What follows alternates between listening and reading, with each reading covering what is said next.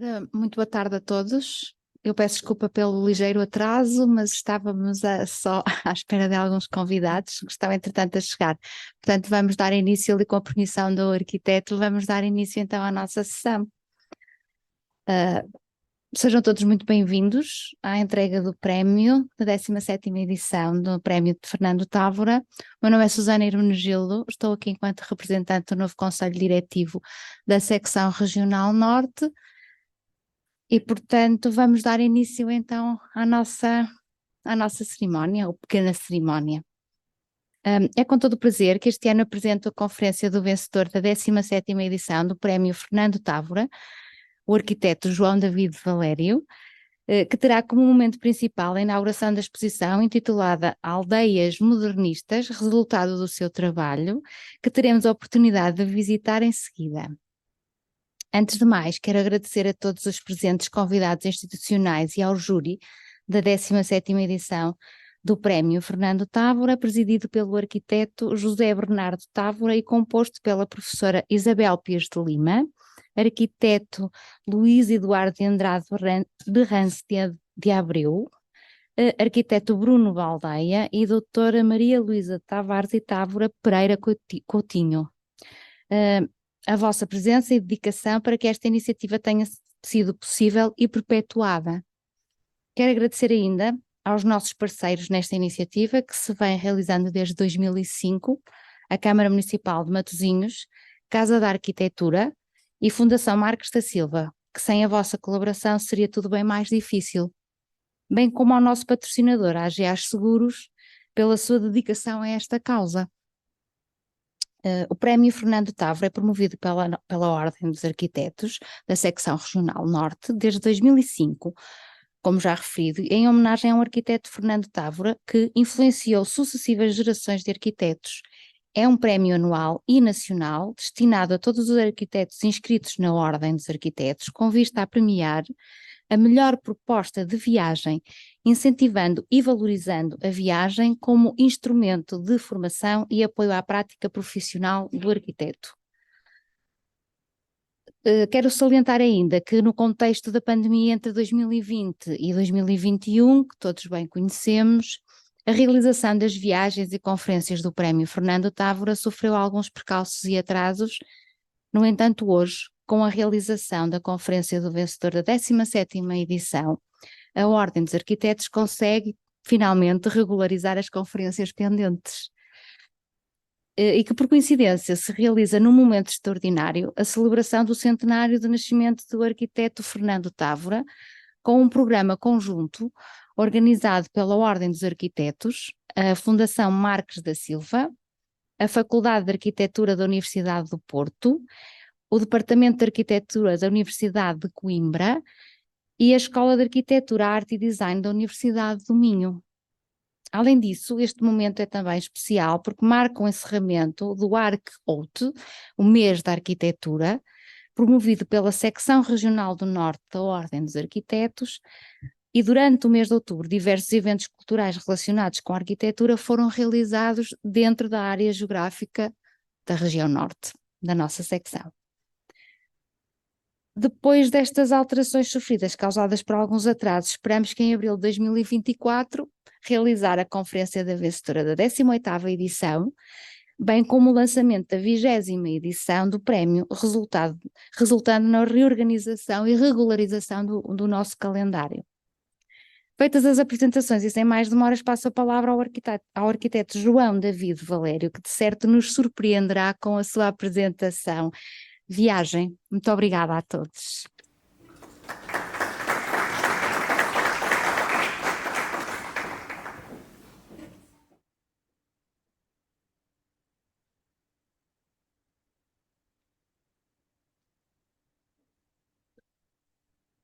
Muito boa tarde. Antes de mais, agradeço a todos os presentes. Agradeço também à Ordem dos Arquitetos, Secção Regional Norte, à Câmara Municipal de Matosinhos, à Casa da Arquitetura, à Fundação José Marques da Silva e à AGAs Seguros por terem proporcionado esta oportunidade. Também à família do arquiteto Fernando Távora e também, naturalmente, agradecer a todos os que contribuíram para que esta viagem se concretizasse, quer a nível logístico, quer da própria organização, quer de todos os que nas suas casas, que muitas das quais vamos ver, abriram as suas casas, abriram arquivos e permitiram que esta viagem se tornasse realidade, que fosse concretizada e inclusive é que superasse alguns dos objetivos que estavam inicialmente propostos à partida. Em termos da proposta que fazia hoje, começaria com uma apresentação da viagem e um pouco dos resultados que daí foram obtidos. E depois, antes de passarmos à inauguração da exposição, gostaria ainda de mostrar um curto documentário, cerca de 25 minutos, com algumas entrevistas que tive a oportunidade de ter com moradores, com arquitetos que estiveram diretamente ligados às obras, portanto, que de certa maneira irá complementar a parte teórica que aqui irei transmitir neste momento. Em termos de estrutura, propunha uma estrutura similar à que se encontra na exposição, começando com uma pequena introdução, depois passando a uma fase na memória que de certa maneira retrata os passos desta viagem, o que esteve mais diretamente ligado no local, um segundo momento no arquivo, onde iríamos ver alguns casos onde o arquivo de facto revela camadas adicionais que não são visíveis na visita, na arquitetura construída. Depois um pequeno capítulo na teoria, onde destacaria alguns pontos-chave destes edifícios, o que é que também nos podem trazer para a contemporaneidade, porque de facto é um trabalho que não se esgota na vertente histórica, é algo que se pretende que seja também de continuidade. E, por fim, no estirador, neste sentido de uma continuação, quais são as notas que podemos trazer desta viagem para o estirador e para abrir esta viagem a passos seguintes. Em termos de viagem, concentrei a exploração destes edifícios em 11 casos de estudo, concentrados genericamente em torno de Berna e de Zurique. No lado de Berna, particularmente casos projetados pelo Atelier Sank, dos quais temos cerca de 50% dos exemplos, e depois na parte de Zurique, sim, onde existe maior diversidade a esse nível de projeto. Em termos dos ateliês representados, enfim, temos tanto Allen, Flamatt 1, 2, Talmat 1 e 2, Brunnader, Rheinpark, que são ateliê Sank, um ateliê fundado por 4 aprendizes de Hans Brecht-Müller, que tinha trabalhado com Le Corbusier durante 7 meses e que acaba por trazer a estes jovens arquitetos a linguagem de Le Corbusier, mas também um pouco das inquietações que vinham sendo discutidas na época. Junta-se depois um quinto elemento e então estes 5 arquitetos vão fundar o Atelier Sank e vão trazer este conjunto de obras que são apenas uma pequena parte de um conjunto de protótipos de habitação muito mais vasto. Depois, à direita, Mühlhald, de Hans Ulrich Scherer e da Team 2000, um ateliê de estrutura variável que começou por propor um conjunto de planos urbanos e no qual Mühlhald vai assumir o papel de primeira concretização na prática. Depois aqui em baixo temos Etzelwiesen e Feldstädtli, 2 conjuntos que são muito interessantes, especialmente a nível da secção, já vou mostrar um pouco mais à frente. São um ateliê do qual pouca informação se conseguia encontrar. Ao longo deste processo foi também possível obter alguma informação adicional, compilar. Existiu também aqui um passo adicional com que não contava de todo, que foi, ao longo deste processo, acabei por conseguir entrar em contacto com o filho neste caso, seria Roman Spirik e Hugo Fer, e consegui entrar em contacto com um dos filhos de Hugo Fer, que acabou por me guiar na visita às obras do pai, e que acabou por trazer aqui uma densidade à viagem também que de facto de início nunca esperaria. E para concluir, a Almat, do ateliê Eden und Prächbühl, um ateliê de grande dimensão, especialmente dedicado a obras de maior complexidade, nomeadamente hospitais, e onde a habitação se enquadrava como um programa de caráter excepcional. Um aspecto que une todos estes casos de estudo é que todos foram criados por jovens arquitetos e, mais curiosamente ainda, a maior parte deles foi construída por iniciativa deles próprios. Portanto, não só tinham a dimensão do projeto, como também tomavam a iniciativa de procurar promotores ou de sugerir, inclusive, avançar com a própria construção. Por exemplo, o Etelwiesen começaram por procurar quem quisesse adquirir as casas, acabaram por não conseguir desse modo e acabaram por fundar uma cooperativa que acabou por permitir esta construção. Portanto, são além de exemplos absolutamente fantásticos a nível de arquitetura, também o são a nível do processo que levou até esse resultado. Começaria então com Alan, que é a referência incontornável. Será talvez destes casos de estudo aquele que será mais conhecido, apesar de não ser de grande dispersão em termos de cultura arquitetónica no geral, mas no entanto é de facto o caso incontornável para este conjunto, é também o primeiro a ser construído e por isso acaba por ser um princípio deste conjunto de protótipos. Foi construído ainda com Le Corbusier em vida, e durante estes 2 anos que me dediquei a esta viagem, a esta investigação, consegui entrar em contacto com José Aubrerie, que era um dos discípulos de Le Corbusier, e que me confirmou que de facto tinha estado em Alan muito pouco tempo depois da construção. Numa revista era possível encontrar um testemunho em como ele teria visitado Alan na sequência de uma proposta do Le Corbusier. Acabou por me dizer que não foi bem assim, que de facto foi por iniciativa própria, mas que Le Corbusier teve de facto conhecimento deste projeto e que apreciou no fundo, aquilo que se veio a tornar um protótipo nesta área. Falo de Le Corbusier porque para o Atelier 5 o Recomplete de Le Corbusier funcionava como um árbitro que dirimia as discussões, que no fundo proporcionava uma linguagem comum que permitia focar no conteúdo e não na forma. E por isso muito do que vamos ver pode ter reminiscências do que conhecemos da obra de Le Corbusier. Aqui em termos de entrada, chegamos a Alan a partir de um bosque, por isso acabamos por entrar num espaço bastante diferente, numa clareira, num local onde entramos de frente para uma garagem e onde as casas se colocam lateralmente, quase como se fosse um castelo.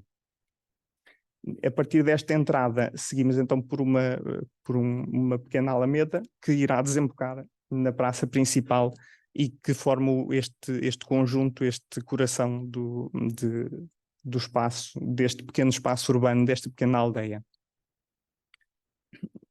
A relação de Alan é muito focada em 2 aspectos. Por um lado, nesta dimensão longitudinal ao longo da linha da encosta e depois ao longo no fundo do que conforma este terreno inclinado e que irá dar origem a este tipo de casas, com uma entrada a nível superior e depois jardins a nível inferior, já com um domínio mais privado. Na casa em Alan existem 2 tipologias de casa, mas acabam por se resumir essencialmente numa casa de 3 pisos, os espaços comuns no nível intermédio, os quartos dos pais, geralmente no piso superior, e os quartos das crianças no nível inferior, sendo que depois existe alguma variação nesta neste tipo de soluções existem pisos inferiores que são todos abertos e por isso não tem esta distinção. E existe uma antropóloga que estudou as crianças em Allen, percebeu que este facto de existir uma distinção entre os quartos dos pais no piso superior e as crianças no piso inferior, com um espaço, com um nível intermédio entre estes pisos, permitia às crianças também uma vivência diferente, de maior liberdade, que depois se expandia para além da porta da casa, que seguia para o que é o espaço público. De certa maneira é um espaço comum, privado, mas que adquire um caráter público. Na aldeia não podia faltar a torre, e por isso aqui o que seria a torre da igreja, neste caso temos a chaminé da caldeira, e que pontua exatamente esta praça central. Em termos de secção, temos um conjunto numa sequência de casas. Neste caso temos as habitações do nível inferior nesta zona, com um conjunto de ateliês sob o jardim da banda seguinte. Portanto, neste caso estamos a ver a secção mais longa de Allen, sendo que existem zonas em que apenas temos duas bandas justapostas. Uma terceira parte com, então, o segundo nível de habitações e associado um conjunto de ateliês onde é possível fazer uma interligação entre as habitações, mas também aceder através de um pequeno corredor coberto, que é exterior mas coberto, tanto às casas como aos ateliês.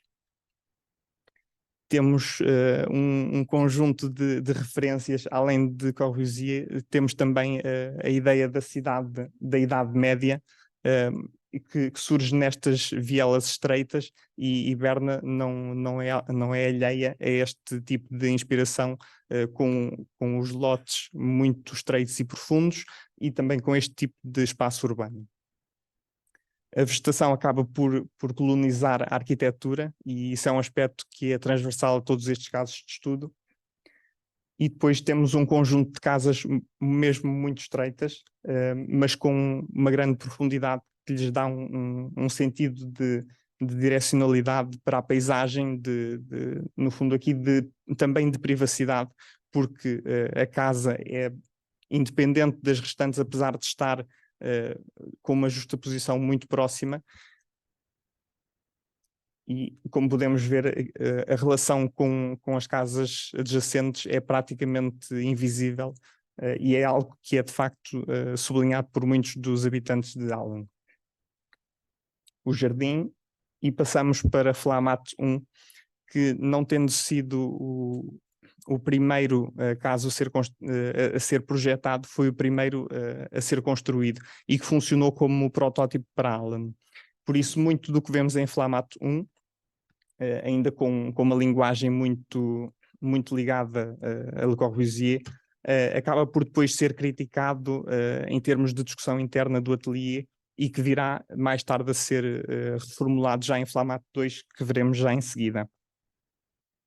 É um edifício que está num lote encaixado entre dois rios, uma linha de caminho de ferro e uma estrada, e que por isso acaba por ter um caráter muito contido, muito de peça isolada, e que por isso neste contexto algo que o Atelier 5 fala é que gostariam de ter construído mais em contexto urbano consolidado, mas as condições acabaram por raramente o permitir.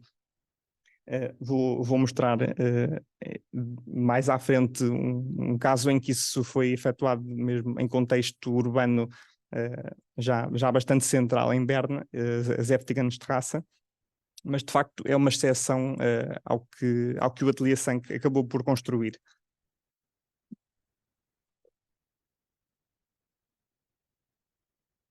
Em termos de secção, temos um conjunto de casas que não está muito diferente de Allen, embora neste caso o acesso seja feito pelo piso inferior, como podemos ver nesta fotografia, e que depois a casa se desenvolve a partir daí para os pisos superiores. O interior é muito semelhante a Allen. Temos os quartos divididos com a parede de correr, um motivo recorrente que nos recorda naturalmente a Unité d'Habitation de Marseille, mas depois com um conjunto de peças de exceção, onde, por exemplo, surge este ateliê de duplo pé direito, que fica adjacente à primeira casa deste conjunto e que permite uma variação naquilo que é esta aparente regularidade. Também a cobertura não deixa de ter um papel, não é um elemento meramente técnico, e adquire esta possibilidade de uma vivência do exterior, desta pérgola, onde podemos sentar-nos e apreciar a paisagem, nesta casa, num dos extremos, e noutra casa também, no extremo oposto, com um ateliê, onde esta cobertura de facto adquire uma dimensão de exterior que quase poderia ser de um jardim ao nível do solo.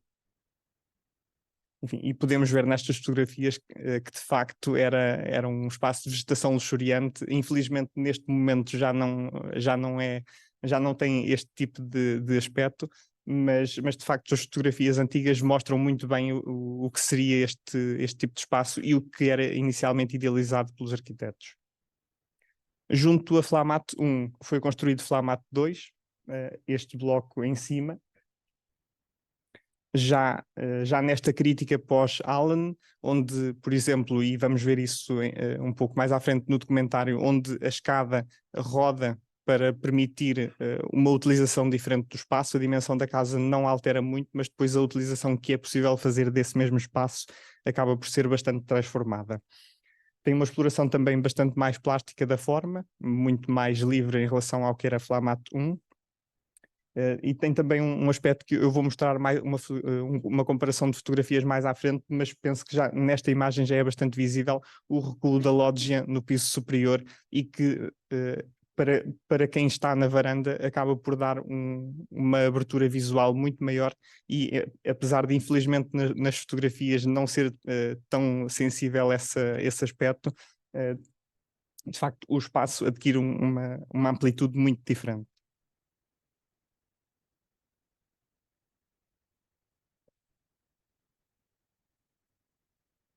Também um aspecto interessante nestas casas é que o piso térreo é praticamente vazado na totalidade e a entrada é efetuada a partir deste tipo de escadas, quase como se de um barco se tratasse, e entramos no piso superior, já cada escada para a sua casa, já de maneira totalmente independente, no fundo quase como se de uma habitação unifamiliar se tratasse. O tema da varanda virá depois a ser desenvolvido, virá a ser, por exemplo, recuperado em Rain Park, com este tipo de divisão da varanda, com um jardim neste pequeno troço à esquerda e depois uma zona de varanda pavimentada à direita. Também o recuo da loggia também vai ser um tema trabalhado em Rain Park, que irei mostrar um pouco mais à frente. A casa adquire uma maior transparência. É possível ter no piso inferior uma visão de um extremo ao outro da casa, neste caso também através da cozinha. A cozinha é um móvel que une a parte da cozinha, da sala e da entrada e que conjuga numa só peça no fundo este conjunto de funções. Existia uma arquiteta que praticamente só fazia as cozinhas do Ateliê Sank e de facto foi algo que me foi frequentemente referido, foi o modo como as cozinhas e este conjunto era muito bem pensado, cada local para os seus utensílios, portanto pensado também com um grande cuidado e que não era apenas mais um móvel, era de facto uma peça integrante da casa. Aqui, uma vez mais, a ideia da cobertura enquanto espaço de usufruto, não apenas espaço técnico, neste caso apenas acessível por uma das casas, neste caso do extremo sul, e vemos aqui o tipo de utilização da casa, também num período que historicamente corresponde também a um desejo enfim, isso veremos também no documentário, um desejo de viver, de usufruir da vida, de que não fosse apenas algo maquinal, que de facto pudesse existir algo mais na casa e nesse espaço no fundo, de vivência da família, da pessoa. Aqui esta fotografia vista do interior da varanda, que não está ainda assim muito longe das fotografias do interior da unidade de habitação, embora neste caso apenas com o pé direito de um só piso. E aqui eu falava há pouco da lógia, neste caso à esquerda Flamatt 1, à direita Flamatt 2, este recuo que permite esta abertura visual deste espaço e daquilo que de certa maneira acaba por ser um jardim de cada uma das casas, neste caso numa dimensão muito comprimida. Passávamos agora para Talmat 1, um projeto que à partida pareceria simples, seria apenas construir 18 casas numa estrutura de lotes pré-definida pelo Ateliê Sank, e que acabou por se revelar assim, não tão fácil como aparentaria. Primeiro porque se tornou difícil de reunir a vontade financeira de 18 pessoas, 18 famílias para criar este conjunto e também depois pela dificuldade que representou fazer essa construção de cada uma das casas, essa construção projetual e todas as dificuldades que surgiram nas possibilidades que existiriam de algum comprador, fazia-se um estudo e depois afinal não se concretizava e tudo isso acabou por criar um projeto muito mais complexo, acabou por ser necessário procurar um promotor que garantisse esta continuidade, este sentido de conjunto. Apesar de tudo, o sentido conjunto não é perdido, é aparentemente caótico, mas só aparentemente, porque de facto neste é um conjunto onde nasce uma primazia pelo interior, onde o exterior acaba por ser um resultado dessa decisão do que é o interior. Naturalmente existia um conjunto de regras, por exemplo, para as fachadas, mas depois, a partir dessas regras, o interior é que acabava por decidir e o programa da casa é que acabava por construir o que é que acabou por ser este conjunto.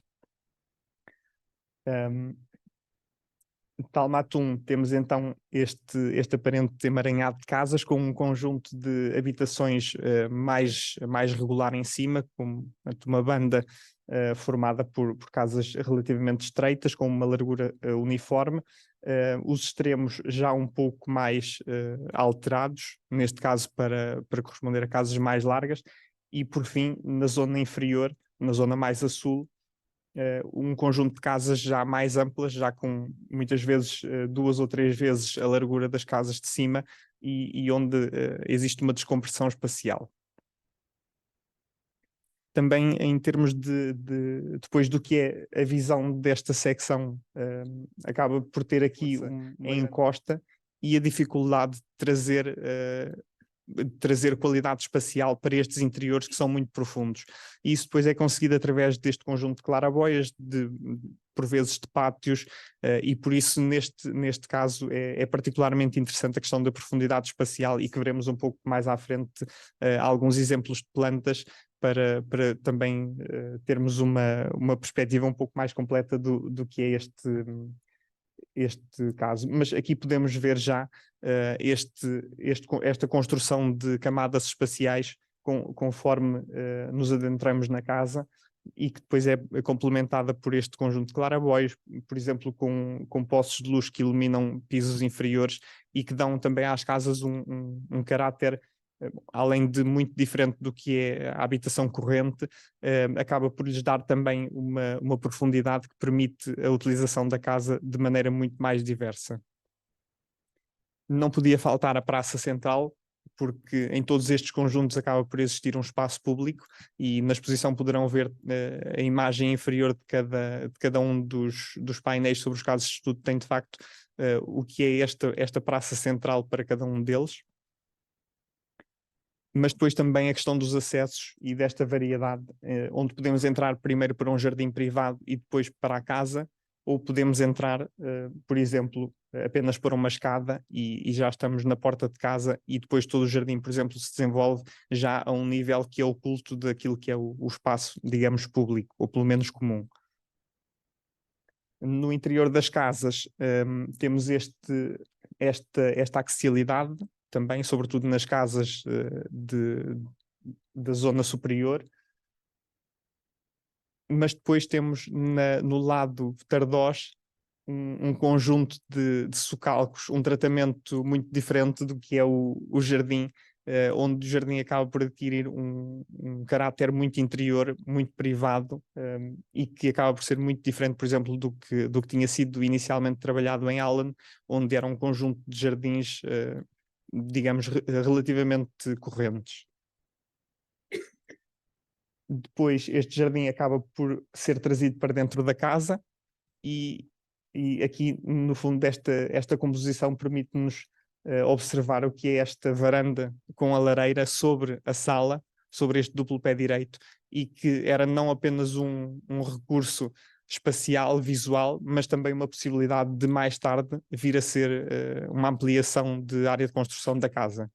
Portanto, aqui uma associação entre o que é o aspecto mais de forma, mas também com o que será a potencial utilização, e que aqui vemos também já um pouco essa utilização posta em prática. Junto a Talmato 1 é mais tarde construído Talmato 2, também um projeto com grande complexidade, mas onde se procura um equilíbrio entre a casa individual e a repetição. Existe uma grande complexidade espacial do projeto, isso é visível nestas fachadas, onde se confundem casas, onde existem sobreposições, onde existe no fundo, esta articulação entre diferentes níveis, entre diferentes possibilidades, enquanto que em Allen tínhamos um conjunto de duas casas, essencialmente. Depois existem pequenas variações, mas tínhamos dois tipos de casas, e por isso a estrutura familiar não poderia ser muito diversa. No caso de Talmato 2 já temos um conjunto muito vasto do que é a possibilidade de utilizar a casa, temos casas muito pequenas, mas também casas muito grandes. Uma das maiores será talvez num dos extremos do conjunto, com 4 pisos. Portanto, é uma casa já com uma dimensão muito considerável. Nesta construção espacial do conjunto, é interessante perceber que o espaço público passa por vezes embaixo das casas, outras vezes ao lado, outras vezes por cima, e os jardins não são necessariamente no piso térreo, como podemos ver, aliás, no último piso, onde surge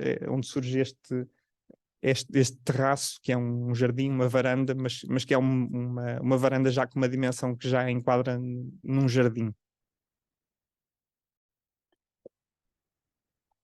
No arquivo foi possível encontrar um conjunto bastante vasto de esquiços, e que demonstram exatamente o nível de complexidade que este projeto chegou, apesar de a malha estrutural ser muito simples, era uma malha quadrada de 5,5 por 5,5. Depois, a gestão que é feita desta malha é que acaba por inserir uma complexidade muito, muito superior, e que permite também esta variação, esta possibilidade de que todas as casas tenham um espaço exterior privado, mas também um acesso a partir da rua, neste caso a rua sendo um espaço interior coberto ou não,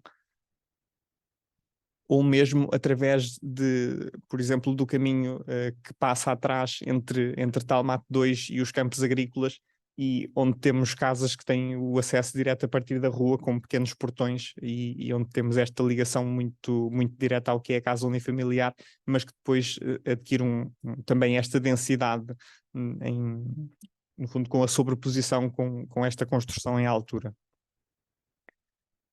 Existem também estes pequenos espaços cobertos. Esta circulação acaba por ser um espaço muito, muito perforado em termos de volume, e torna-o, de certa maneira, muito confuso para uma primeira visita. Acaba por ter este caráter labiríntico. Também dentro das próprias casas, esta é a casa de que vos falava há pouco, de 4 pisos, existe esta perfuração dos volumes, esta ligação dos jardins que têm, enfim, os próprios jardins têm plataformas, têm estas ligações visuais, físicas entre os diversos espaços.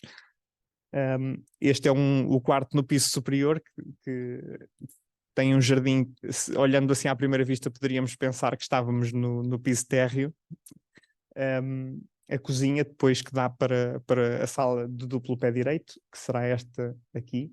Portanto, estamos a descer na casa cada vez mais, até chegarmos ao piso inferior, onde temos já, por exemplo, um quarto, onde já se nota este afundamento no terreno, esta cota mais baixa, mas onde não deixamos de ter luz, onde não deixamos de ter esta possibilidade de ligação com o exterior.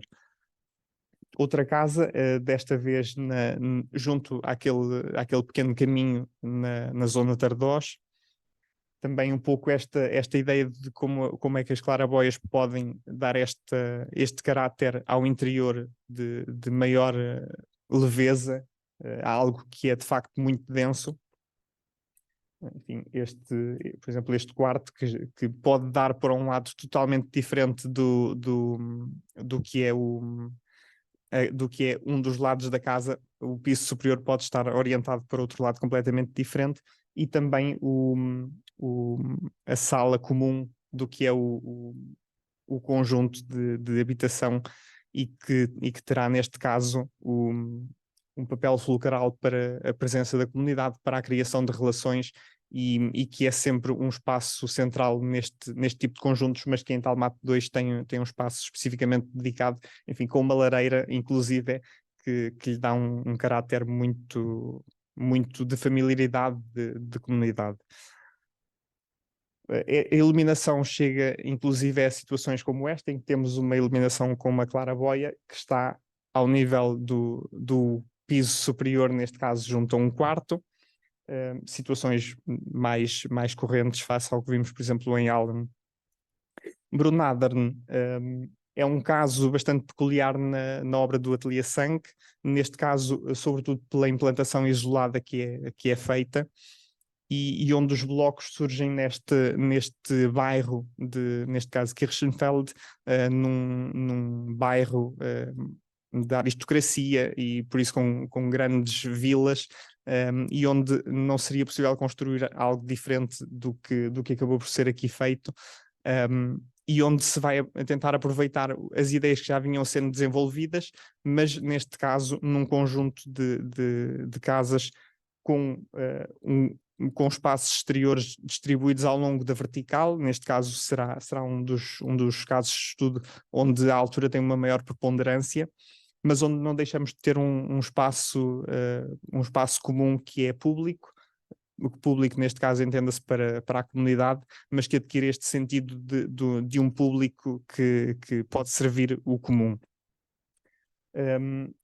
Neste caso, por exemplo, aqui com os grandes espaços exteriores das varandas que rodeiam a cozinha deste lado, e que vão aprofundando ou não na casa, lembram de certa maneira um pouco algumas das obras de Koderk, com aquele conjunto de recortes, de variações nos volumes, e que permitem esta gestão do espaço interior.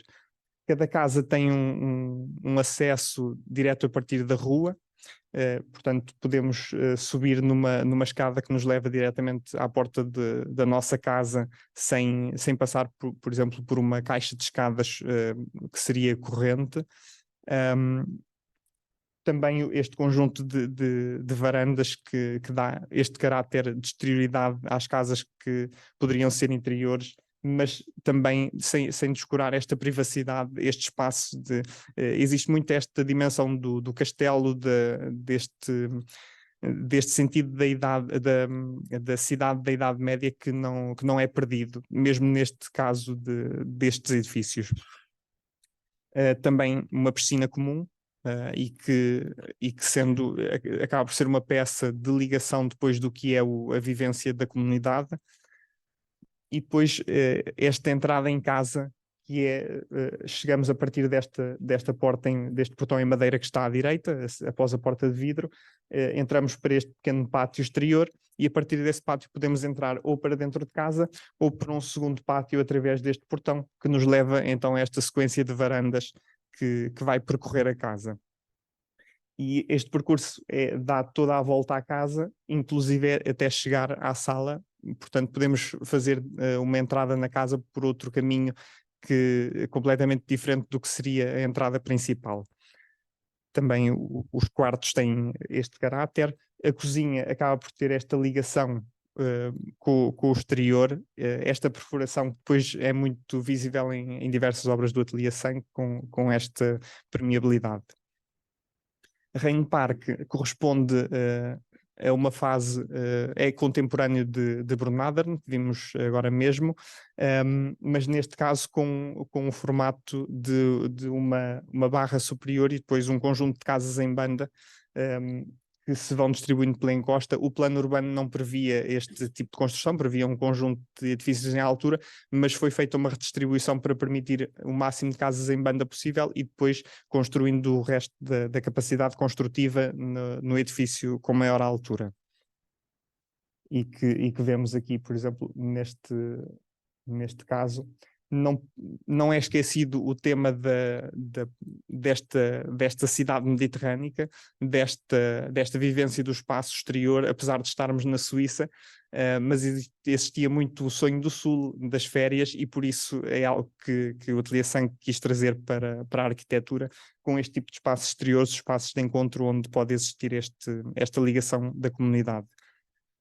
Também em secção existe no fundo, este desfazer da construção ao longo da encosta e por isso o impacto a nível visual que este tipo de construção tem na rua é quase inexistente. Uma particularidade interessante tem a ver com o acesso às casas.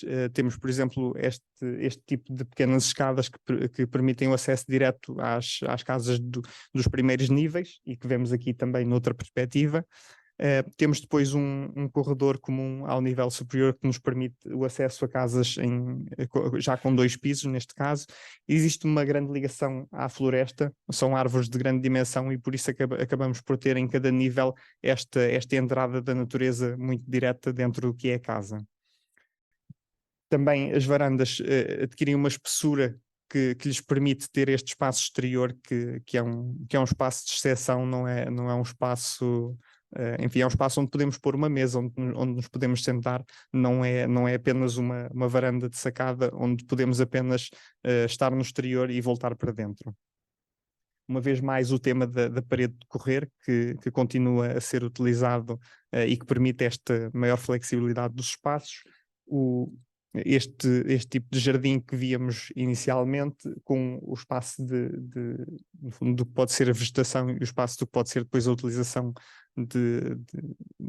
da varanda em si, um conjunto de entradas, neste caso já com este conjunto de obras que lhe dá uma maior abertura em termos do que é o espaço público, este espaço exterior que se dobra para dentro da casa e que funciona quase como um convite à entrada, ou este conjunto de peças em betão que dá privacidade visual face ao edifício de maior altura para que não exista uma devassa da vida individual de cada uma destas habitações.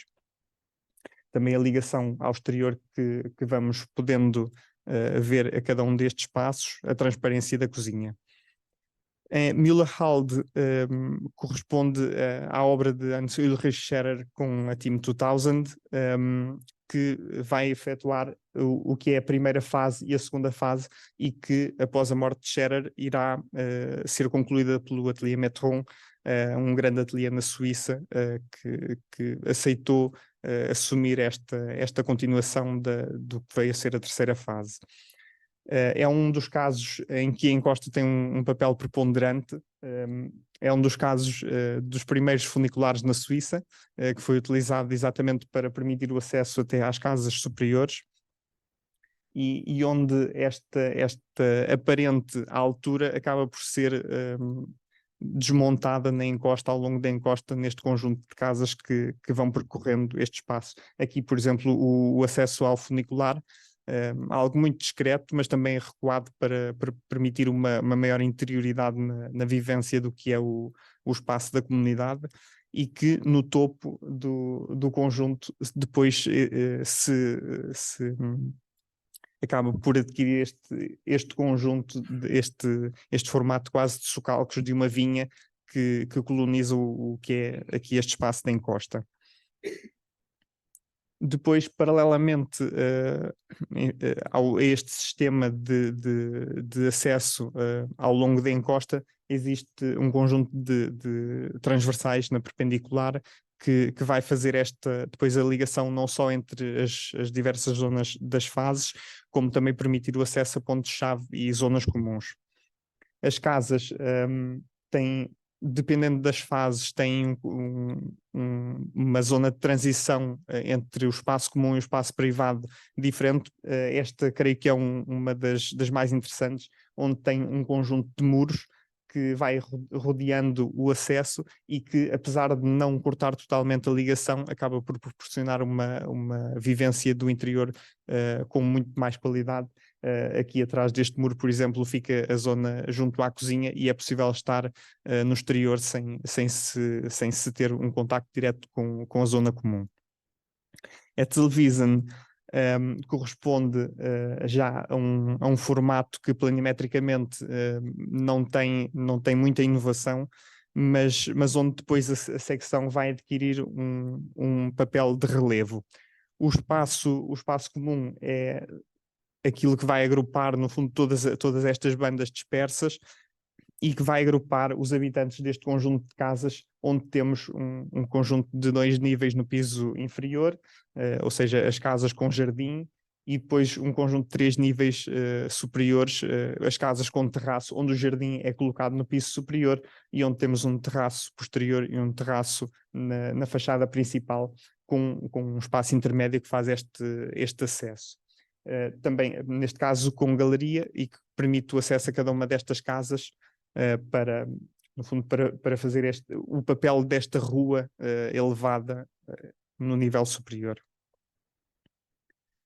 São casas que no nível inferior nestas casas temos uma presença do exterior mais forte. Na galeria, as casas que estão a este nível já têm uma vivência mais próxima de um apartamento corrente e isso, nesse aspecto, aqui a dimensão do exterior não é tão presente. E muito menos naturalmente para o lado da galeria, que é um espaço que precisa de uma proteção muito maior. Mas o terraço surge então aqui como esta peça importante na casa, onde se vai recuperar este exterior que é perdido nos outros 2 pisos abaixo. Feldstettli,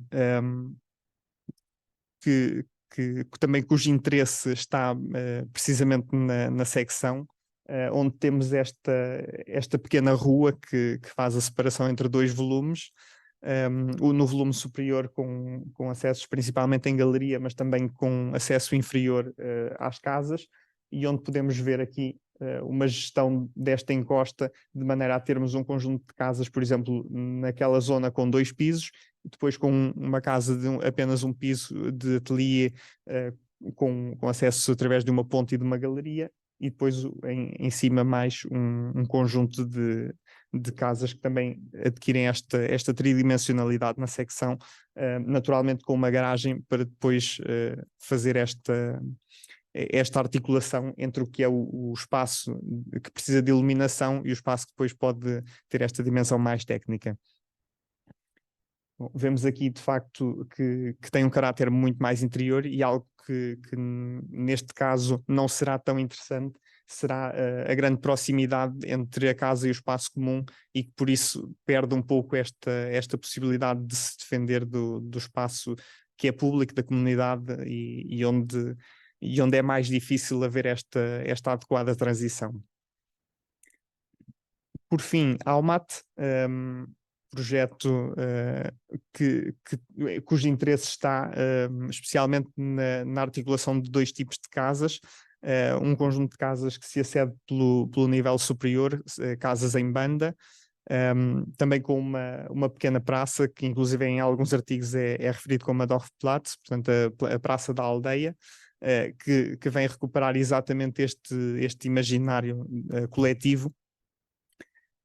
Temos então as casas em banda, que vão constituir um conjunto superior de habitações, que são no fundo, as que estão justapostas lateralmente com este formato mais retangular, mas depois também um conjunto de casas em L que portanto, que vemos nesta zona abaixo dessas casas, onde são casas já só com um piso e onde existe um desfazamento que lhes permite fazer esta transição para o exterior, mas também mantendo a capacidade de ter um espaço exterior que é privado e que de facto parece uma casa unifamiliar estando dentro da casa.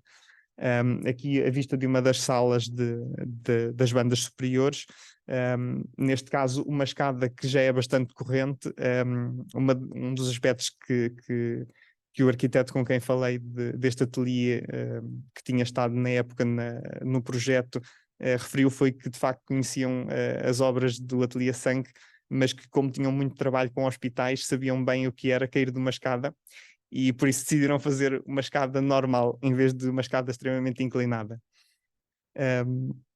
Neste caso, já nas casas do nível inferior, são casas em L, onde existe este pátio, e este pátio, enfim, tanto existe nesta casa como depois na casa que vem no nível acima, este ainda no nível abaixo, mas depois já aqui no nível acima, onde já estamos a ver sobre a cobertura da casa que está abaixo, e onde estamos num espaço onde ninguém suspeitaria que existiam mais casas nesta zona.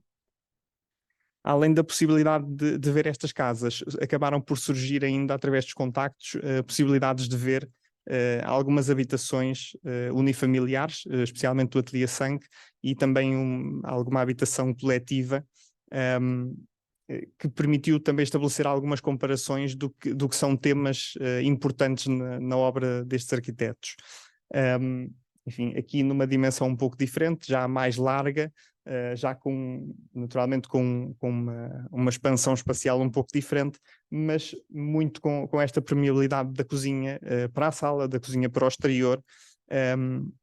A Ausmol, neste caso, foi construída para um veterinário e que tinha não uma casa, mas sim duas casas. Portanto, na verdade, não era uma habitação unifamiliar, mas sim bifamiliar, onde existia esta articulação das duas casas de maneira a também ter um espaço comum. Portanto, mesmo na habitação que diríamos unifamiliar, existe espaço para a comunidade. E por isso é de facto um tema recorrente. Também o terraço, o jardim encerrado, os socalcos no jardim, este desfazer do terreno para criar âmbitos espaciais distintos. Depois na Hausfreien und Parandun são também duas casas, neste caso são unifamiliares, mas foram construídas na mesma época e com um projeto feito no mesmo momento, para duas pessoas. Portanto, são terrenos totalmente diferentes, mas um dos aspectos que é frisado nos artigos é de que num espaço que à época era ermo, não fica muito longe de Allen, mas era um espaço que à época não estava praticamente construído, acaba por criar um sentido de comunidade naquilo que poderia ser uma vivência muito, muito isolada. A própria casa tem este caráter de comunidade, temos quase uma rua em torno da sala comum, temos esta ideia do acesso quase ao castelo, esta ligação aos exteriores, a ideia de que o interior é que organiza o restante, e onde temos, por exemplo, esta janela com vista direta para os Alpes a partir da sala de refeições. Uma vez mais, a permeabilidade da cozinha, a ligação ao exterior.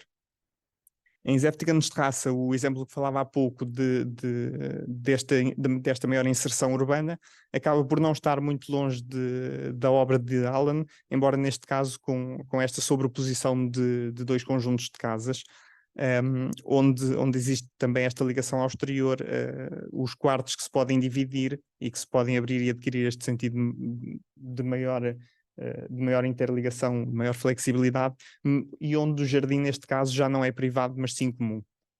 Portanto, neste caso habitação coletiva, mas com um sentido de facto mais comunitário. A Boiler Fabrik Thun, que neste caso neste momento se trata já de uma oficina, mas onde o aspecto interessante é a casa que se encontra na cobertura, que era a casa do proprietário.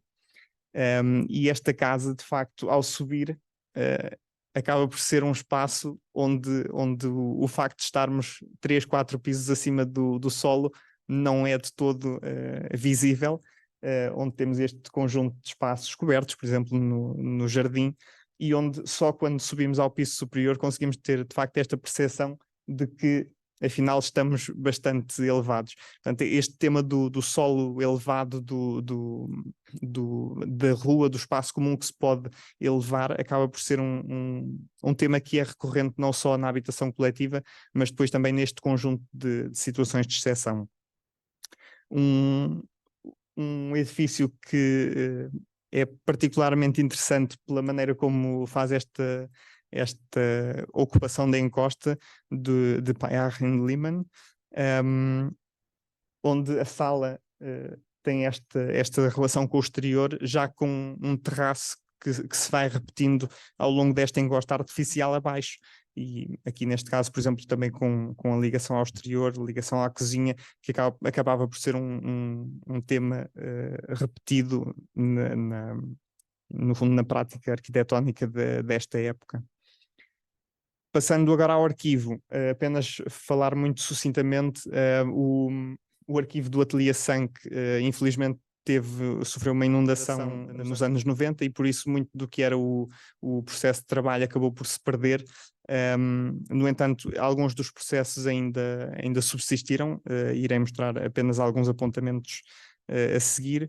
No caso de Almat, do Ateliê Itanon Prehbul, tinham o processo de execução muito completo, só faltava de facto as fases introdutórias e onde no fundo acabou por se perder essa oportunidade de conhecer o que estava por trás do pensamento.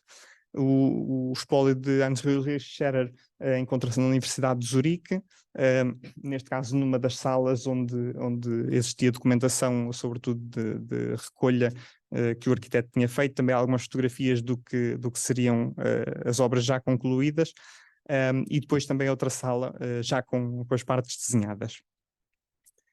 Em Alan encontramos algum deste caráter espelhado no que são os desenhos, no que são esta ideia de usufruir do exterior. Encontramos também alguma hesitação no modo como vamos gerir esta repetição, esta alternância, a variação entre o que pode ser igual e o que se calhar devia ser diferente para poder servir também pessoas diferentes. Também, por exemplo, a ideia de que a profundidade pode não ser um volume único e podemos cortá-lo, introduzir uma árvore, enfim, algo que vai acabar por não ser concretizado em Alan, mas que virá depois a ser explorado, por exemplo, em Talmat 1 e Talmat 2. Em Mühlhausen, um pouco o que falávamos antes, deste espaço de transição do que é a cozinha que depois pode ter esta relação com o exterior, mas que é um exterior privado. Também aqui na época de construção, já neste caso da terceira fase. Foi possível ainda conhecer alguns projetos de Scherer que não se encontram publicados, neste caso com estas habitações em L, e com um tipo de acesso que não estará muito diferente do que depois virá a ser feito noutros dois casos de estudo, em Brugliacher e portanto, e que de facto também não está muito longe do que foi feito em Almat, embora os arquitetos sejam diferentes, mas onde existe esta ideia de que pode haver um acesso no interior através da encosta e depois este acesso às casas. Em Talmat 1, ainda uma situação muito, muito inicial, muito preliminar daquilo que depois viria a ser uma complexidade muito maior, mas onde já surge a vegetação, esta ideia dos níveis das transições entre cotas, desta iluminação do interior, no fundo desta articulação de volumes. Enfim, e os exemplos seriam inúmeros, aqui estas fachadas, este modo de gerir o que é o espaço, esta relação entre o jardim, o espaço interior e depois os espaços mais públicos. Apenas algumas notas em termos do que poderia ser esta leitura de Flamatt, por exemplo, com um conjunto de casas muito similar, depois uma casa no extremo onde é associado o ateliê, e também na casa no extremo oposto com este pequeno espaço junto à cobertura. Os acessos à cobertura, neste caso nos dois extremos, a pérgola, esta vivência do exterior, que também irá acontecer depois em Flamatt 2, onde a cobertura adquire este sentido no fundo, de vivência complementar ao que é a casa. Em Flamatt 2 existe ainda um aspecto curioso, que é o facto de a casa do extremo ser, na verdade, um conjunto de duas casas que podem ser acedidas através deste poço vertical, que é uma escada em caracol que vemos ali por trás dos pilares, e onde é possível aceder tanto à casa que está marcada a azul como à casa que está marcada a amarelo, e depois a um ateliê no piso superior que está a roxo. A ideia de que a casa pode ser acedida através destas escadas para a minha casa e não para primeiro para a zona comum e depois então sim chegar à casa que é privada.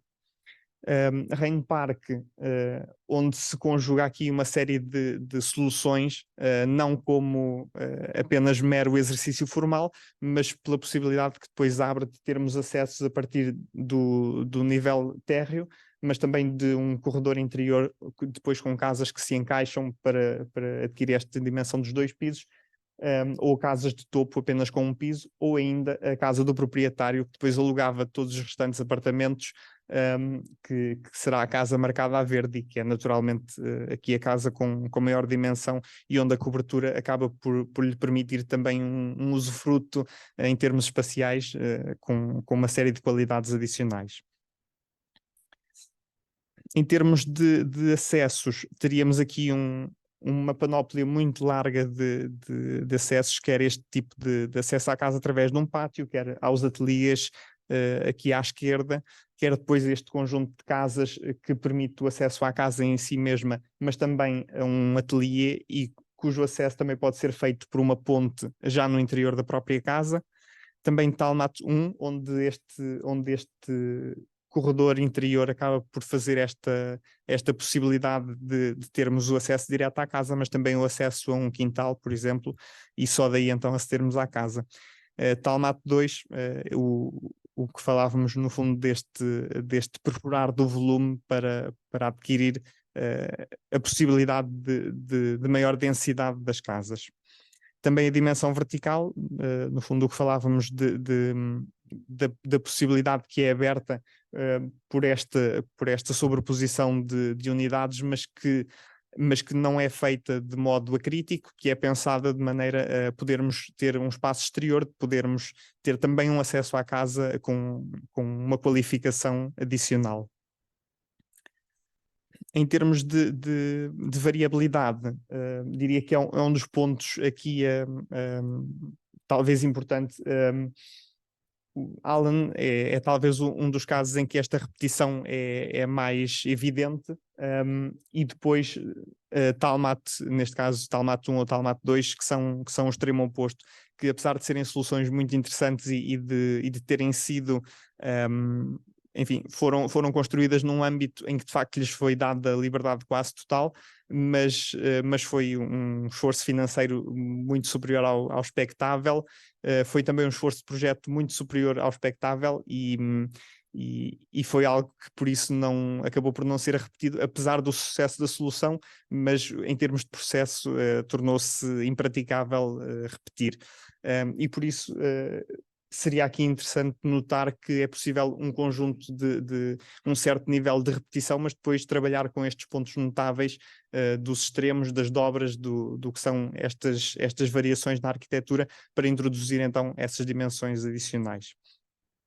Também passar um conjunto de imagens dos acessos, neste caso aspectos que já vimos, este conjunto de escadas, escada em caracol, uma escada para um quintal, ou uma escada que depois vai dar ao jardim no piso superior, portanto por cima temos o jardim e só depois é que entramos na casa, ou diretamente para os espaços dos jardins e depois então para a casa, diretamente para o espaço da porta, portanto com uma relação muito mais próxima, ou aqui, que é quase totalmente à face, ou este conjunto de jardins exteriores que adquire, onde a casa adquire este caráter muito, muito próximo da casa unifamiliar. Estas galerias cobertas, espaços exteriores, portões com acesso a partir do caminho, escadas de torre, acessos mais discretos, acessos que permitem a ligação aos pisos superiores. Neste caso, uma escada que permite o acesso ao último piso em Brunadern, neste caso ao piso logo imediatamente acima do piso térreo. Soluções mais convencionais também, em Brunadern existe um bloco onde acabamos por encontrar quase uma solução mais convencional de esquerda e direito. As casas em banda de Rhine Park, com esta dobra, depois tem uma passagem em que o jardim tem um pequeno desnível e então temos uma passagem direta para a casa, mas também uma ligação da cozinha, onde existe este desnível também que marca a diferença espacial. Esta ligação aos ateliês, estas casas com acesso quase em dente de serra, que permite o acesso a partir deste corredor, que é iluminado, portanto é interior, mas tem este caráter exterior. As casas que encontrávamos em Rhine Park, os átrios de acesso em cada piso, neste caso para as casas do topo, o corredor, ou em Millerhalde, por exemplo, este tipo de relação mais próxima com a escadaria na encosta, ou esta diferença um pouco mais afastada. Em Etzelwiesen, os pátios que ficam fronteiros às casas, a escada que permite o acesso à galeria, as casas em Feldstettli com esta ligação ao exterior, também com estas galerias e as pontes, os pátios em Aumat e também em Aumat o que víamos há pouco das casas, onde temos um primeiro acesso às casas do nível inferior e depois, através de 2 lances de escadas, chegamos à casa do nível superior e que vemos, neste caso, neste conjunto de plantas, esta ligação que é feita a partir desta quebra espacial para permitir este acesso direto a partir do que é um exterior comum, mas a níveis superiores ao que seria expectável. Rhine Park, neste caso a casa do piso superior, que poderíamos quase considerar uma casa unifamiliar, considerando o tipo de espaços exteriores que tem, e que poderíamos desligá-la do topo, no fundo, deste edifício de habitação coletiva e colocá-la num terreno livre e que não seria muito, muito diferente do que seria feito. Brunadern, também que víamos há pouco, Talmat 1, este exemplo que víamos das claraboias, onde temos esta compressão espacial lateralmente, mas depois esta profundidade. Neste caso, por exemplo, onde temos um acesso pelo piso inferior, passamos para uma zona com uma orientação predominantemente nesta direção e onde a partir do jardim podemos subir para este outro nível superior e então onde a casa já se desenvolve numa perpendicular, portanto numa direção totalmente diferente. A mesma coisa nesta situação é a casa que víamos anteriormente com a claraboia nesta zona inferior e que está depois ao nível dos quartos acima. Ou esta casa onde entramos para o piso dos quartos. Neste caso só temos luz de um dos lados, porque do outro lado está outra casa com acesso por outro lado totalmente diferente, e chegamos então já ao piso superior já com um jardim em terraço, portanto já no topo do edifício. Para concluir, apenas sublinhar o que falava inicialmente, que de facto este foi um projeto onde se procurou uma vertente histórica, naturalmente, uma vertente também de compreender como é a vida nestes espaços, como é que a vida decorre, no fundo, qual é o impacto que este tipo de edifícios tem nas pessoas e que, a regra geral, é muito positivo, gera uma comunidade, enfim, naturalmente a arquitetura não é condição única para que isto aconteça, mas dando as ferramentas para tal, acaba por permitir também essa apropriação do espaço e naturalmente é algo que foi referido por algumas vezes nas visitas, que quem não quer fazer parte da comunidade não é obrigado a fazer parte da comunidade, mas se quiser tem essa possibilidade. E para concluir, deixávamos então com o documentário, onde poderemos ouvir um pouco destes testemunhos aqui ao vivo, por parte de quem habita e de quem concebeu estes edifícios.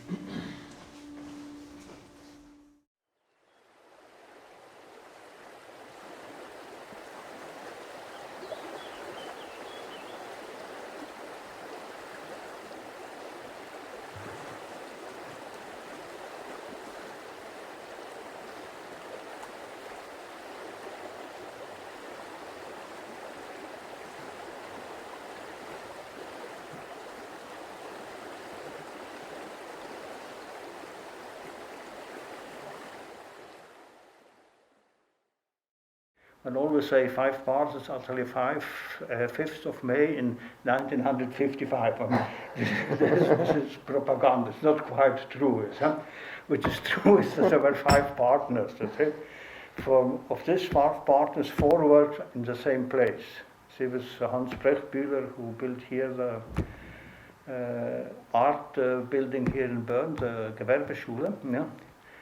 And this was Bini, Fritz, Hostetler, Hesterberg, no?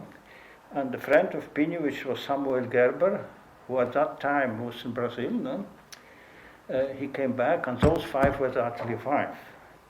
And factually, it began in 55, I'm not on the 5th of May.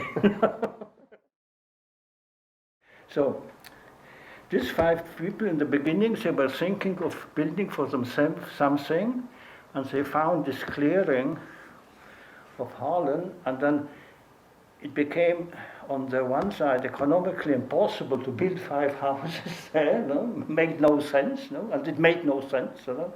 So out of this came the idea, perhaps one could organize something else. See? And then kind of grew up this idea of a larger little community in this kind of very protected area, see? Where the advantage of Harlem was you didn't have to relate to other things, you see.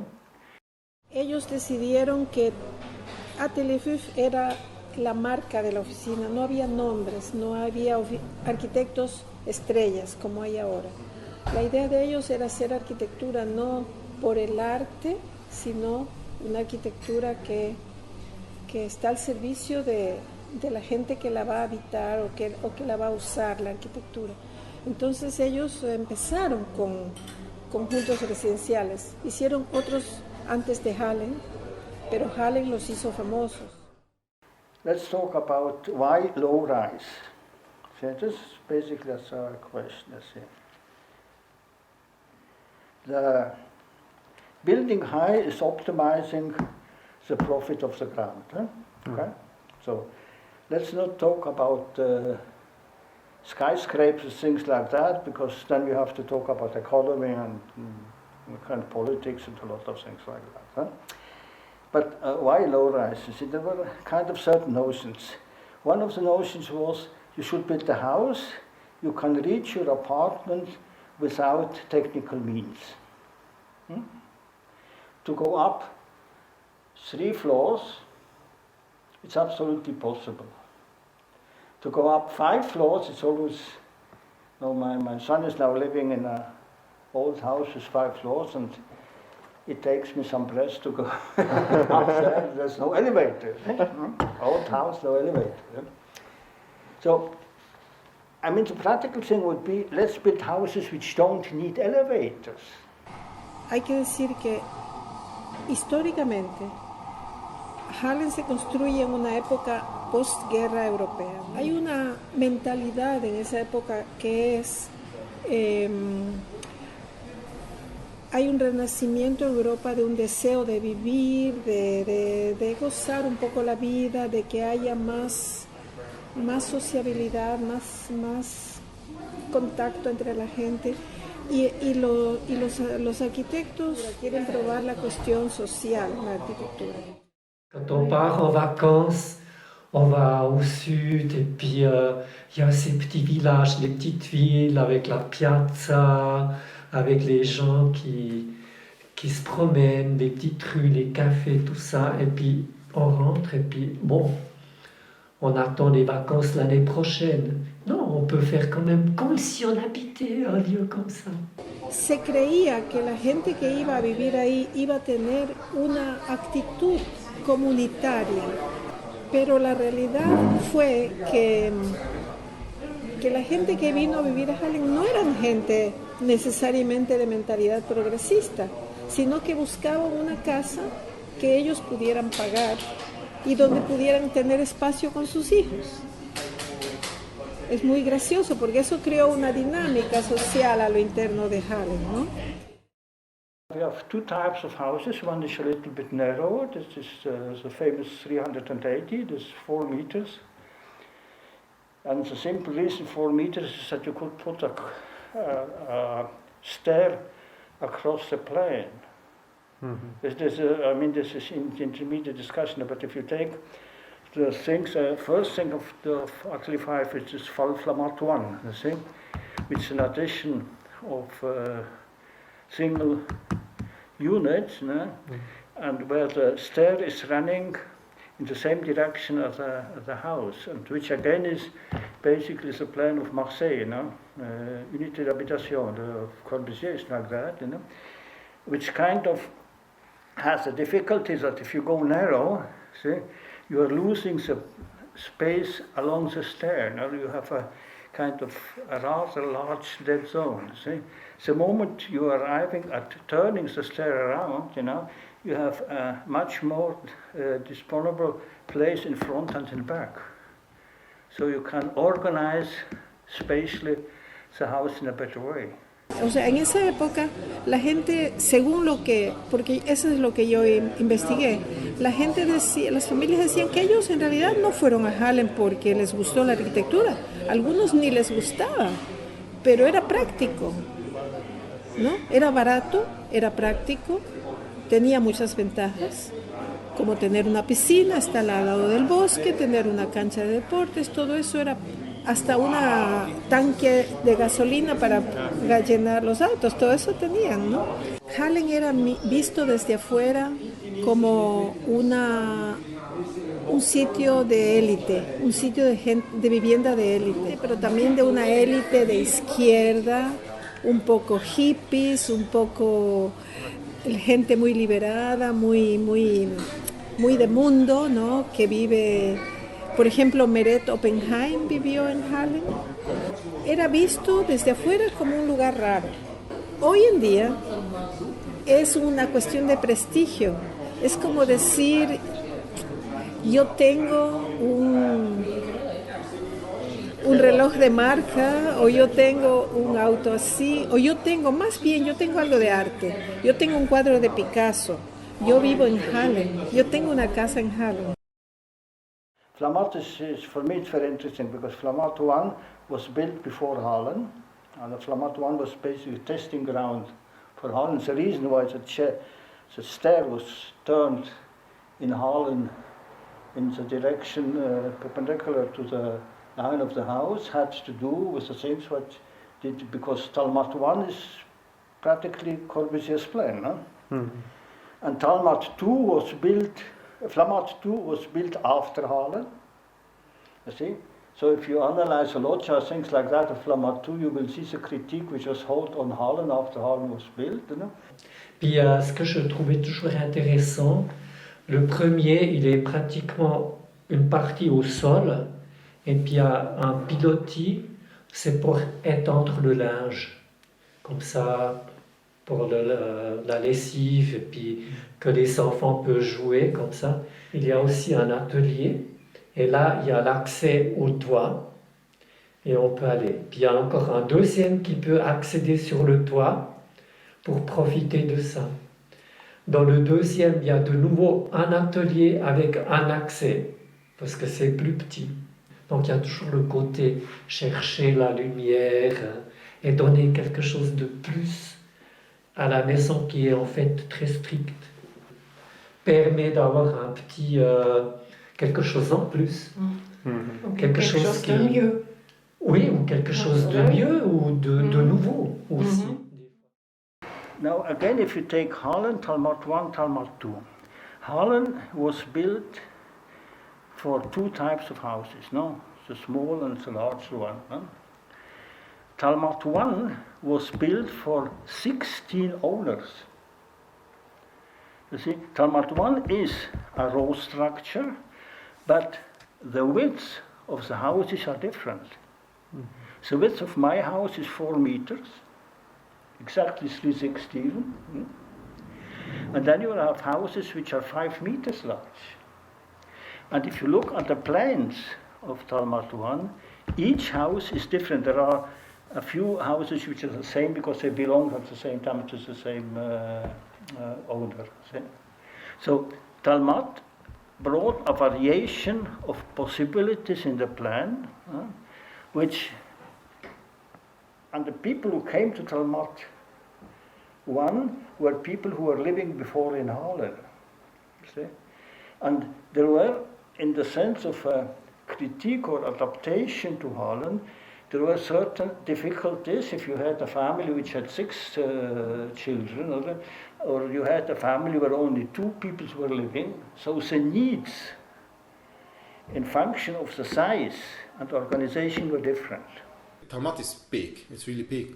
And you have a lot of curves, and if you want to get from one place to another and you don't know how to get there, you can find yourself at a whole different exit or entry.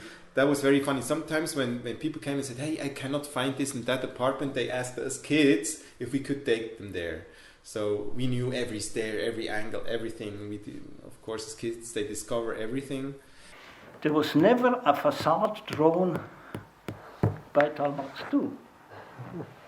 The facade was drawn at the end. It's not very a kind of interesting thing, because it wasn't interested at all.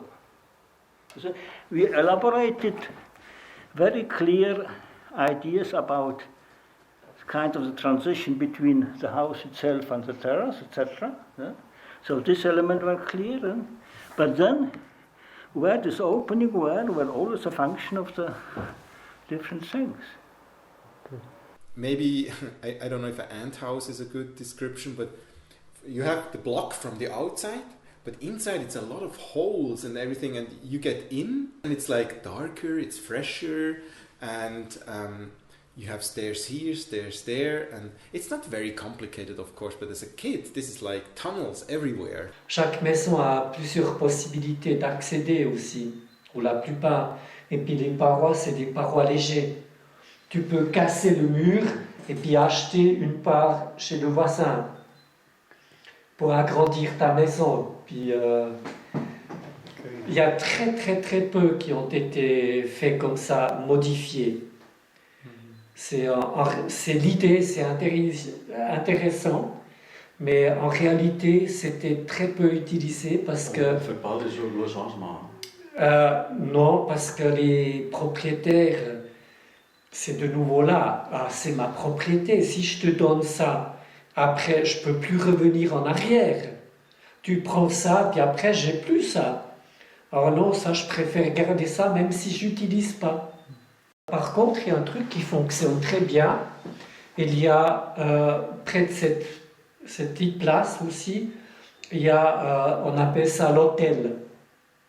C'est des petites des studios, 5 studios, et ils appartiennent à tout le monde. Quand tu achètes une maison, tu achètes une part de ces studios. Alors, l'avantage, c'est que tu as tout à coup ta mère, elle est vieille, elle ne peut plus vivre tout seule. Tu peux dire, ok, je vais réserver un studio pour l'année prochaine pour ma mère. Comme ça, elle peut rester tout près de chez moi pour 2 ans ou 3 ans. We had fruit trees in the garden, prunes and cherries, and we made marmalade of them every year. Well, they had to grow a little bit at the beginning, But yeah, and we had strawberries, I believe. Yeah, and many flowers. My mom loved flowers. She had a little rose garden in one of these squares. Una cosa bien importante, uno está en el jardín, cito en la terraza, y hay una protección, por lo menos visual, muy estudiada para que uno se sienta en privado en el espacio exterior también. Eso es extremo en Talmat 2. 1 y 2. Había ciertos rituales, eso se crea de acuerdo a la comunidad, ¿no? En nuestra ciudadela, en el Talmat, había ciertos rituales. El 1 de agosto, que es el Día Nacional, por ejemplo, los que estaban en la ciudadela salían a hacer el grill. Y después había fiestas de la comunidad. Entonces decía, fulano de tal organiza una fiesta, ¿quién quiere venir? Entonces ahí los que querían, los que no querían. O había unos que, por ejemplo... El Beaujolais. Sí, cuando en otoño hay uno que iba a ver vino nuevo en Francia, traía ese vino nuevo, se hacía una comida especial de un carnicero que vivía ahí y eso era tradición. Cada noviembre, un día en noviembre, había esta comida de noche donde había ese vino y esa comida especial. Brunarden was built in a neighborhood which consists of big villas. It was the Kirchenfeld, which in Bern it's kind of the rich man's neighborhood of the 19th century. Just over here, up there. No? And so the question was, how do you build there? And there it was practically not possible, to build a insulated kind of a structure like Harlem in there. It was not even possible on the side of the legal zoning. Okay. So what there was possible to build practically villas in there, huge villas. And so the idea was that if we build there something,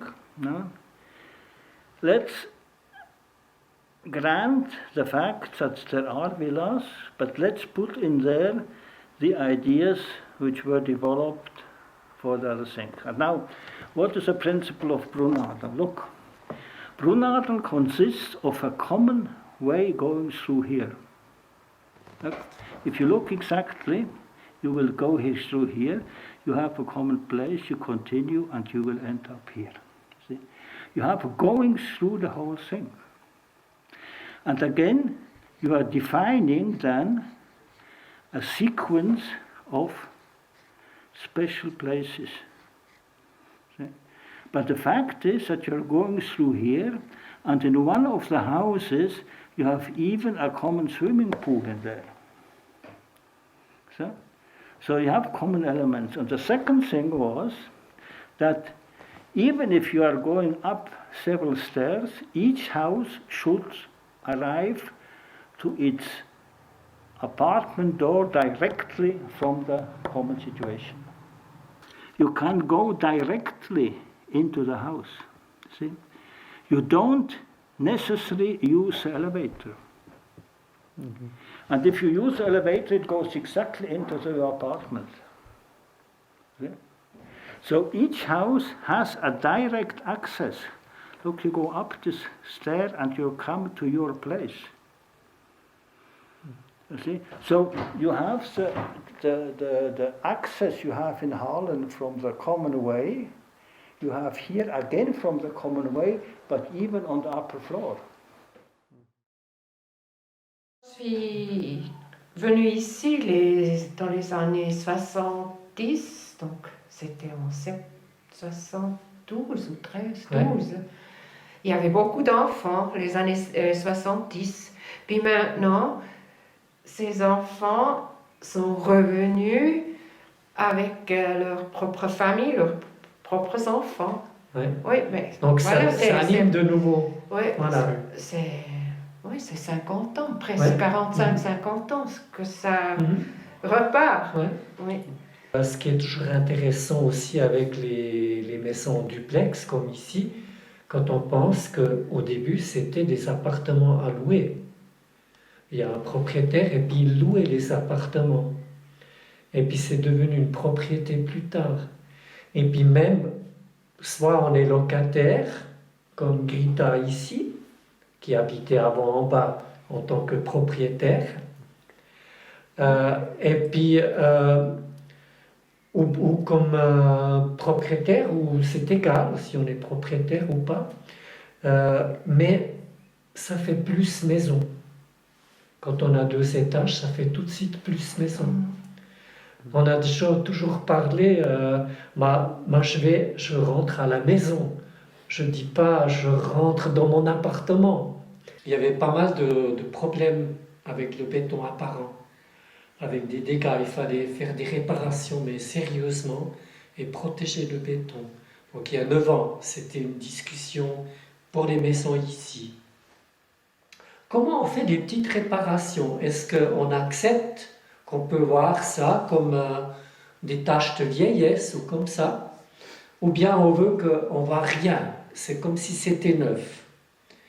Et puis on a décidé ici, non, les taches, on peut accepter jusqu'à un certain point. Et ils sont invités de 2 ou 3 entreprises pour faire un échantillon, pour montrer comment ils vont faire et avec quel prix. Et puis après, c'était fait un choix accompagné avec la protection des monuments, parce que ça, c'est sous protection. On ne peut pas faire n'importe quoi.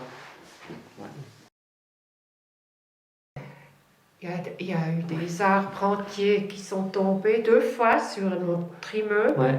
Et puis il y a des branches qui tombent, alors ils ne voulaient plus prendre la responsabilité. Ouais. Ben, finalement, c'est la commune qui a acheté le bord là, du... Ouais. Ben, c'est pas Moi, j'ai 130 dit mètres. Wassam m'avait dit, il faut réfléchir, il faut trouver une idée pour sauver la forêt. Et puis j'ai dit, c'était à sa femme. Lui, il est aussi architecte et puis il travaille à la commune. Et puis j'ai dit, mais peut-être le mieux, c'est, nous, on achète la forêt. Comme ça. Puis un jour, il vient et puis il me dit, c'est peut-être une bonne idée. Mais plus tard, il est venu et dit, mais c'est encore mieux. C'est pas nous, on achète. C'est la commune qui achète depuis là jusqu'au chemin suivant, 30 mètres. Après, ça nous appartient à la commune, et puis la commune, elle peut soigner les arbres au lieu de les casser, de les abattre. Et puis ça a fonctionné. Puis maintenant, c'est la commune qui est propriétaire. Et puis elle regarde, elle explique ce qu'ils vont faire et tout. Puis ça marche. Il paraît que c'est une chose unique en Suisse. Typically, when I tell people, oh, I lived in Atelier 5, they say, oh, you lived in a bunker, and oh, you lived in one of these concrete cubes. And I say, why would I never understood why they did not like it. But yeah, typically people, they don't associate very positive feelings to that. I don't know why. Like maybe the other way around me as well. If I look at a standard house, to me it's like, yeah, okay. Where is the soul of the architecture behind it? J'ai fait des rénovations de bâtiments de l'atelier 5 qui ont été construits dans les années 60, 50-60. Et puis c'était plutôt des villas, des trucs comme ça. Et puis il y avait beaucoup de végétation. Alors il y avait les propriétaires qui disaient ne touchez pas, on n'enlève pas la végétation. Alors on ne savait pas comment c'est dessous. Alors avec des jardiniers, on a commencé à détacher des plantes, on les a rabattues comme ça pour voir l'état du béton. Et ce n'était pas vraiment un problème. Il y avait d'autres problèmes. d'infiltration de l'eau, mais qu'on trouvait aussi sur des murs en béton où il n'y avait pas de végétation. C'était pas plus difficile. Et puis donc on a pu réparer et on a dû remettre les plantes et les tenir encore une année ou deux, et après c'était de nouveau devenu autonome. Et puis on a la végétation, avec évidemment des gens qui disent oui, mais toutes ces bêtes, les araignées, les moustiques et tout ça, avant il n'y avait pas, maintenant il y a plein de choses, mais c'est la nature. Actuellement tout le monde veut la nature, la végétation et tout ça, mais il ne faut pas toucher à ma maison. Pas toucher parce que peut-être c'est pas bien et tout ça. Il faut leur enlever cette peur. Il faut dire non. Il y a des siècles, on a essayé de pousser la végétation sur les maisons. Il n'y a pas de problème, il n'y a pas de risque. Là, vous devez contrôler. Là, vous allez une fois par année en automne, vous coupez, vous enlevez, c'est propre. Et après, il n'y a pas de souci. Ici, maintenant, c'est tout vert. Puis après, en automne, ça devient rouge, la vigne vierge. Puis, ah, mais elle est malade, cette plante. Regardez, c'est tout, c'est foutu, c'est tout brûlé. Non, non, non, c'est la nature. Après, les feuilles tombent. L'année prochaine, vous verrez, il y a de nouveau la vertu. C'est difficile des fois. De vivre dans la communauté. Ouais. Ensemble. C'est pas un immeuble. Welche so unpersönlich. Ouais. Impersonnel. Ouais, c'est pas impersonnel, C'est pas on se connaît, on est... Anonyme. On se connaît oui, pas, on habite anonyme. là. Oui. Ouais. On se dirait même pas bonjour ou bien. Là, c'est vraiment... Non, moi, je trouve que c'est bien. Surtout aussi à notre âge. Ouais. Man schätzt. On apprécie. On apprécie beaucoup les contacts. Les contacts, ça, oui. De savoir que, oui, il y a quelqu'un autour. Justement pas anonyme, comme dans certains bâtiments.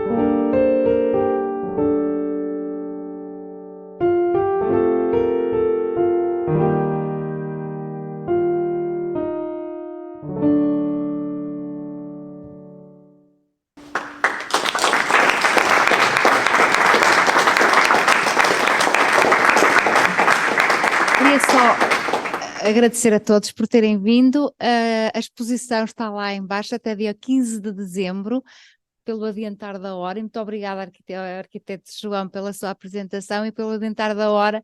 Quem estiver disponível, pois então visitaremos a exposição. Se não, teremos todo o gosto de receber-vos cá até dia 15 de dezembro para ver a exposição. Muito obrigada e boa noite.